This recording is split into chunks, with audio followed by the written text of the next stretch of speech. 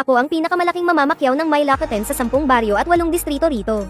Pero nakapagtataka na hindi ako tumatanggap ng mga My Locaten galing sa sarili naming nayon.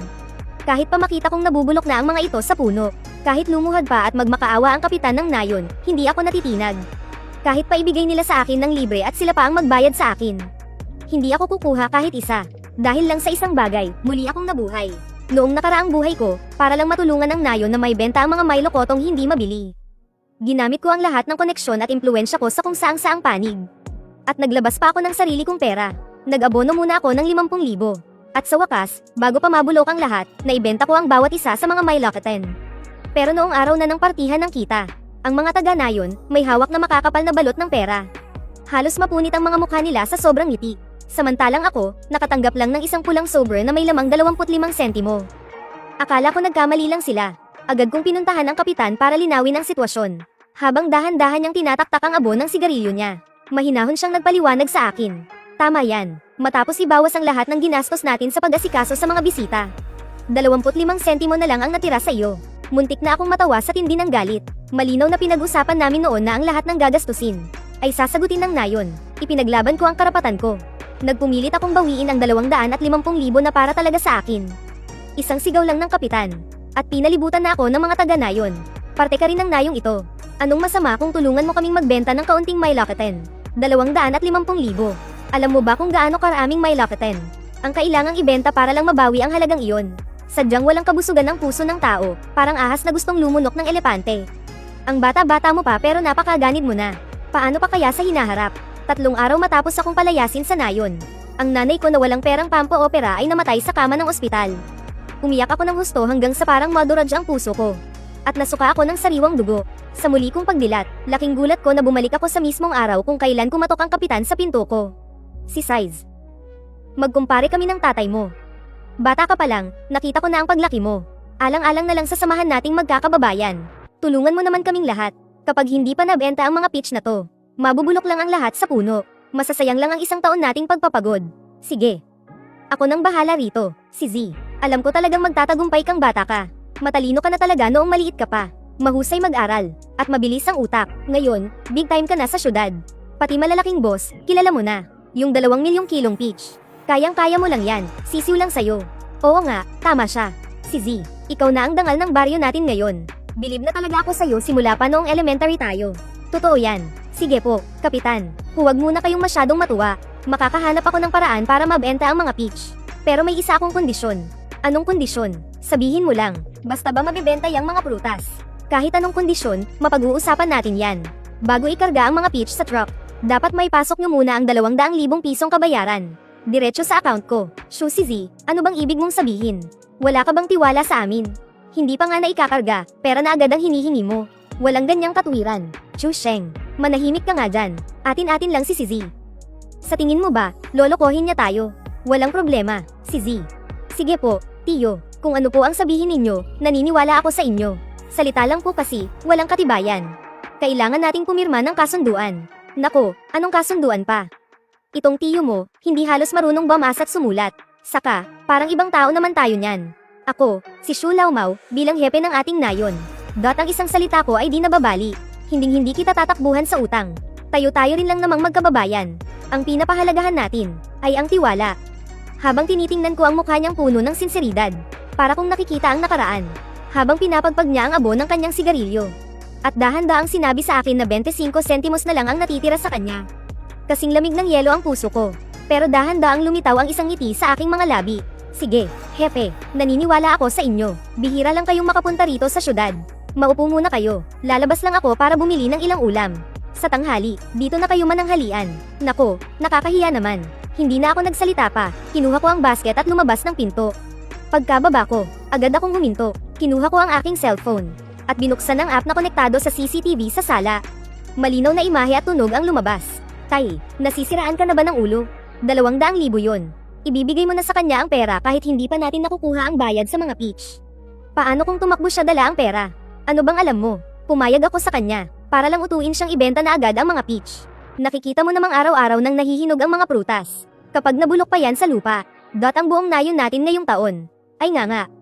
Basta't dumating na ang sasakyan, siguradong mabibenta ang mga peach. Kapag pumasok na ang pera sa account natin. Kung bibigyan ba natin siya ng pera o hindi. Kung kailan ibibigay. At kung magkano.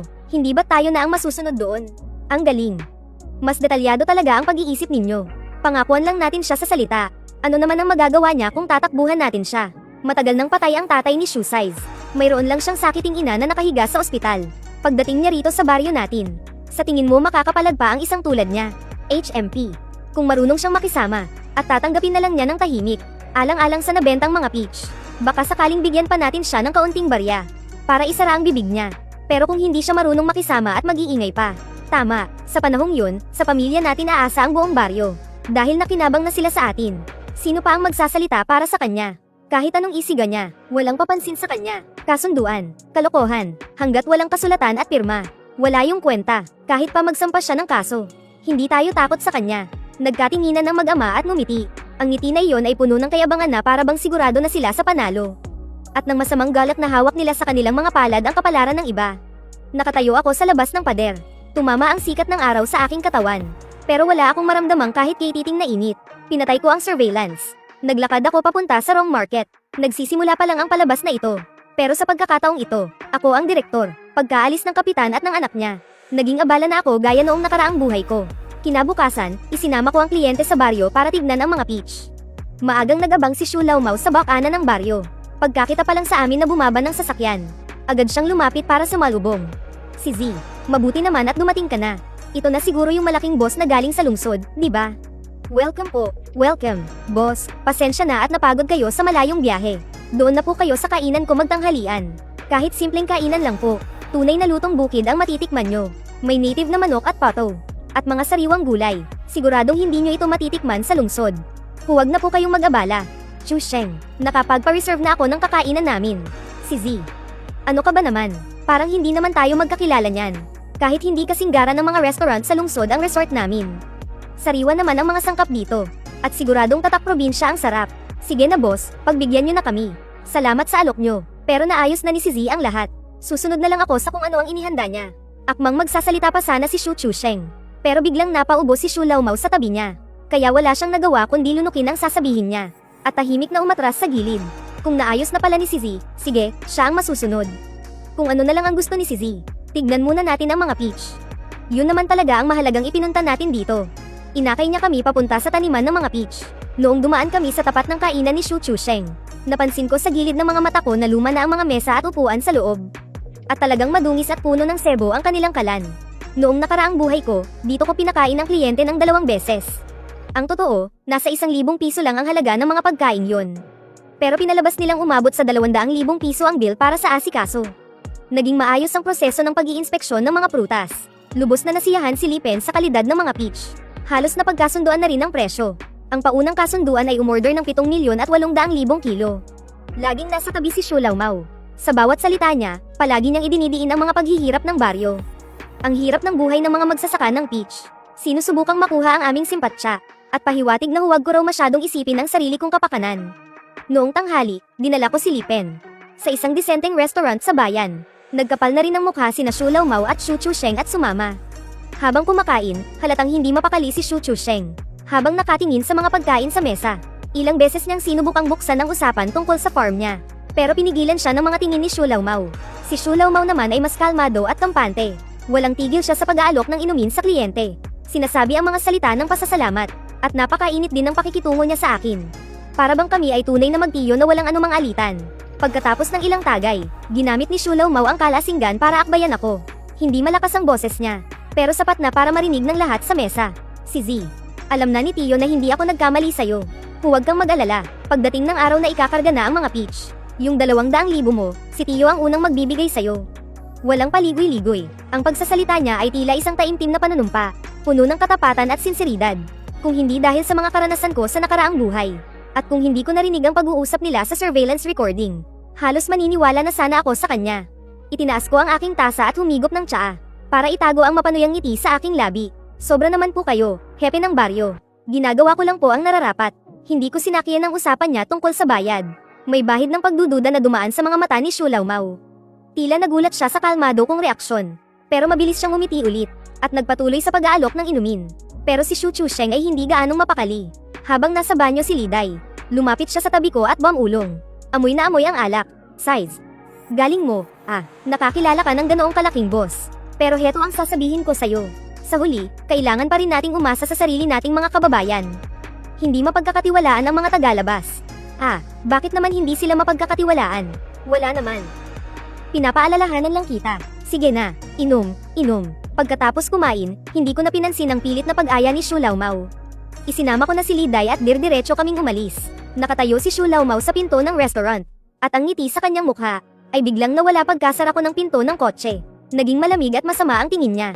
Sa pamamagitan ng rearview mirror, nakita ko pa si Shu Chusheng na dumura sa sahig. At bamulong ng ilang mura. Sa sumunod na 2 araw, hindi ako tumigil. Nagdala ako ng isa pang mas malakas na kliyente, si Wang Dai, para tingnan ang mga pitch. Naging napakakinis ng aming negosasyon. Lahat ng natitirang pitch ay na-reserve na. Naitakda na rin ang petsa ng delivery at paraan ng pagbabayad. Tuwang-tuwa si Shu Laomao. Siya mismo ang pumunta ulit sa bahay namin. Sa pagkakataong ito, may dala siyang 2 inahing manok at isang maliit na basket ng mga native na manok. Para daw palakasin ang katawan ng nanay ko. Size. Ikaw ang bayani ng ating nayon. Sa pagkakataong ito, malaki talaga ang utang na loob namin sa'yo. Ang lahat sa nayon, bata man o matanda, ay kinikilala ang kabutihan mo. Huwag kang mag-alala, pagdating ng araw ng delivery, siguradong mabubuo ni Tito ang iyong 200,000. Ay, oo nga pala, nabalitaan kong nasa ospital pa rin ang nanay mo. Hay, hindi dapat pinapatagal ang ganyang sakit. Tingnan mo, bakante ako ngayon, Tito. Kung gusto mo, samahan na kita sa ospital para bisitahin ang nanay mo. Para na rin maipakita ang pagmamalasakit ng buong nayon natin. Habang tinitingnan ko ang pagkukunwari sa mukha niya, napangisi ako ng mapakla sa isip ko. Noong nakaraang buhay, lumuhad ako sa harapan nila at desperadong nagmakaawa. Hindi ko hinihiling yung 200,000 bayad. Hinihiling ko lang na ibalik nila ang 50,000 inabono ko. Para magkaroon ng pera ang nanay ko para sa operasyon. Noong mga oras na yun, ang ekspresyon ni Shu Laomao ay parang wala siyang magawa. Habang si Shu Chusheng at ilang mga taga-nayon ay pinalibutan ako. Ang mga sinabi nila ay hanggang ngayon, parang mga punyal na nakatarak sa puso ko. Shu Size. Yang sakit ng nanay mo, para yang balon na walang katapusan. Kahit gaano karaming pera ang ibuhos mo dyan, masasayang lang. Oo nga, mas mabuting mamatay na agad para matahimik na. Huwag mo na kaming idamay pa sa kamalasan mo. Sino bang nakakaalam kung totoo ngang nag-abono ka ng 50,000? Baka naman nasisiraan ka na ng bait dahil sa pera, no? Lahat ng masasamang paratang at sumpang yun. Kasama na rin sila, at ang eksenang pinalayas nila ako sa nayon na parang isang pulubi. Ay napakalinaw pa rin sa isip ko. Ang kasakiman at kalupitan nila ang hindi direktang pumatay sa nanay ko. Huwag na po, Kapitan. Ooperahan ko ang nanay ko ngayong linggo. Kailangan niya pong magpahinga. Hindi po siya pwedeng tumanggap ng bisita. Pero nagpapasalamat po ako sa magandang intensyon ninyo. Sige. Kung ganun, pagkatapos na lang ng operasyon niya, saka ko na lang siya bibisitahin. Kung kapos ka sa panggastos sa ospital ng nanay mo, sabihan mo lang si Tito. Gagawa ang nayon ng paraan para matulungan ka. Wala na akong ganang makipagplastikan pa sa kanya. Kaya pagkatapos ng ilang pabalat bungang salita, inhatid ko na siya palabas. Mabilis na dumating ang araw ng pagde-deliver. Mahigit 20 malalaking truck ang nagsisiksikan sa daan ng nayon. Umugang ang mga makina, at nag-alimpuyo ang alikabok. Ang mga pitch ng bawat pamilya ay nakaimpake na ng maayos. At maayos na nakasalansan sa gilid ng daan. Bakas sa mga mukha ng mga taga-nayon ang ngiting matagal na nilang hinihintay. Sama-sama silang nagkukumpulan sa iba't ibang panig. Sabik na sabik silang nag-uusap tungkol sa perang malapit na nilang mahawakan. Gaya ng nakasanayan, isasakay na ang mga Melakoten sa truck. Pagkatapos dumaan sa malaking timangan, babayaran na agad ng mga mamimili ang kabuuan ng halaga doon mismo. Nakatayo si Shu Laomao sa pinakasentro ng nayon kung saan kitang-kita siya ng lahat. Maaliwalas ang kanyang mukha at halatang nasa magandang mood. Nakataas na ang kamay niya, handa nang maghudyat na simulan na ang pagkakarga. Bigla akong hamarang sa harapan niya. Kapitan, nasaan na yung 200,000 ko? Mahina lang ang boses ko. Pero parang batong inihagis sa kumukulong mantika ang epekto nito. Biglang tumahimik ang maingay na paligid. Biglang napatigil ang ngiti sa mukha ni Shu Laomao. Kinuskos niya ang kanyang mga kamay at nagkunwaring mabait habang pilit na ngumingiti. Size. Ikaw naman, ba't ka ba nagmamadali? Maaga pa lang, pumunta na sa bangko ang accountant ng nayon. Siguro ang pera ay, siguradong paparating na ang pera. Papasok na yun sa account mo maya-maya lang. Magkarga muna tayo. Huwag nating sayangin ang oras ng mga boss. Hindi pwede. Iyon ang usapan natin dati. Magkakarga lang kapag pumasok na ang pera sa account ko. Shu Size. Anong ibig mong sabihin? Talagang naghahanap ka ng gulo, no? Napitis na ang lahat ng mga Melakoten. Nandito na rin ang mga truck. Tapos pipigilan mo kaming magkarga. Kapag nalugi kami, kaya mo bang bayaran? Nagsimula na ring magingay ang mga taga-nayon sa paligid. Nagbulang-bulungan na ang mga tao. Ang tingin nila sa akin ay puno ng inis at kaba. Shu Size. Huwag mo namang gawin to. Ibenta na muna natin tong mga Melakoten bago ang lahat. Oo nga naman. Hindi naman mawawala ang pera. Hindi pa pumapasok sa account ko ang 200,000. Huwag na kayong umasang magkakarga. Tuwang-tuwa naman ang mga driver na magpahinga. Sabay-sabay nilang pinatay ang makina ng truck. Nagsibabaan sila at sumandal sa mga pinto. Ang iba'y naninigarilyo, ang iba namay nagkukwentuhan. Aliw na aliw silang pinapanood ang komedyang ito sa aming baryo. Nang makita ni Shu Chusheng na hindi ako matinag, hindi na niya napigilan ang nag-aalab niyang galit. Dinuro niya ako sa mukha at pinagsisigawan. Shoe size. Huwag kang abusado porket pinagbibigyan kita. Sino ka ba sa akala mo? Akala mo ba hindi iikot ang mundo kapag wala ka? Hepe, sabi mo nasa bangko ang accountant. Oo, sa Rural Commercial Bank. Pinoproseso na ang pera, malapit nang dumating. Utusan mo na ang lahat na magkarga. Akala mo ba tatakasin ka namin? Tumango ako, noong akala ng lahat ay sisuko na ako. Dahan-dahan kong kinuha ang cellphone ko. Kung ganoon, tatawagan ko lang ang kaibigan ko sa bangko para magtanong. 200,000 interbank transfer. Mga ganitong oras, gaano kaya katagal bago pumasok sa account? Sinong tatawagan mo? Naghahanap ka ba ng gulo, ha? Hindi mo ako hahayaang tumawag, no? Dahil ba sarado ang bangko? O dahil hindi nyo naman talaga pinapunta roon ang accountant? Biglang natahimik ang paligid. Maraming taga-baryo ang tumingin sa akin. Tapos ay sa namumutlang mukha ng hepe at ng anak niya. May bahid na ng pagdududa ang kanilang mga tingin. Sinungaling. Hahaha. Shoe size. Mukhang ayaw mo talagang makuha sa mabuting usapan. Sige, sasabihin ko sa'yo ang totoo. Ang pera, walang kahit isang cash-in. Ang mga pitch ay kailangang make arga ngayon. Sino ka ba sa tingin mo, ha? Wala ka lang, hampas lupa ka. Kahit wala ka, kaya pa rin naming mabuhay. Narito na ang lahat ng mga sasakyan ng mga boss. Sa tingin mo ba, hahayaan nilang mabulok na lang ang mga pitch? At uuwi nang wala man lang dala. Shoe size. Kutsa, isa kang ahas na walang utang na loob. Pinalaki ka ng baryong ito. Tapos hihingi ka agad ng pera para sa kaunting tulong. May konsensya ka pa ba?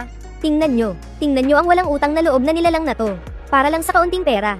Handa niyang sirain ang kabuhayan ng buong baryo natin. Mukhang pera. Leyes sa baryo namin. Paalisin yan. Sa gitna ng kanilang mga panunumbat, hindi ako kumibo. Akala ni Shu Laomao ay naduwag na ako. Mayabang niyang itinaas ang kanyang baba habang nakangisi. HMPH. Ngayon, alam mo na kung paano matakot. Sasabihin ko sa'yo, huli na ang lahat. Ngayon, hindi ko ibibigay sa'yo ang pera. Anong magagawa mo? Kahit wala ka na rito, ayos lang sa amin. Tutal, narito na ang 7 na mga sasakyan. Hindi sila uuwi nang walang dala. At kahit hindi pa ako magsalita, ang mga boss na yan mismo ang magsusumamo. At magmamakaawa sa akin na ibenta ang mga pitch. Ngumiti lang ako ng bahagya. Kalmado kong kinuha ang cellphone ko. At ini-on ang speakerphone. Li Pen, Wang Pen, narinig niyo naman ang lahat, di ba? Gusto niyo ba talagang magmakaawa sa kanya para sa mga pitch? Kayo na ang magdesisyon.